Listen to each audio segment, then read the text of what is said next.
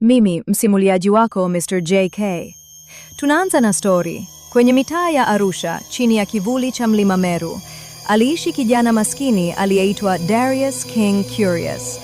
Alikuwa anaishi maisha magumu, mara nyingi akipata chakula kwa vibarua vya siku, lakini akili yake ilikuwa na ndoto kubwa kuliko jiji zima. Kila jioni baada ya kazi, Darius alikuwa anakaa karibu na vibanda vya mji, akisoma simu yake ya bei rahisi.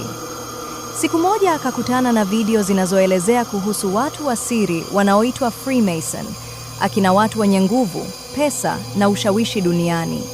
Akashtuka. Akajiambia, kama hawa watu wana nguvu hivi, na mimi naweza kubadilisha maisha yangu kupitia wao. Akaanza kuulizia Arusha nzima, kwenye mahoteli, kwenye watu wa mjini, hata kwa madereva bodaboda, akijaribu kupata mlango wa siri. Lakini kila mtu alimcheka au kumwambia kitu kimoja: huo si mchezo wa kutafuta kwa haraka.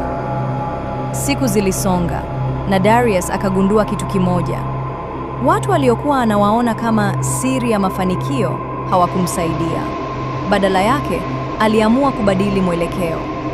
Akaanza kutumia simu yake kutengeneza content za kuhamasisha vijana wa Arusha kuhusu kutoka kwenye umaskini, kujifunza ujuzi na kufanya kazi kwa bidii. Polepole, watu wakaanza kumfuata. Miaka michache baadaye, Darius King Curious alikuwa sio tena kijana wa kutafuta milango ya siri. Alikuwa miongoni mwa vijana wanaosaidia wengine kujenga milango yao wenyewe. Na alikumbuka siku moja akisema, nilikuwa nataka siri ya mafanikio. Kumbe nilichohitaji ni kuanza kujenga maisha yangu mwenyewe hapa Arusha.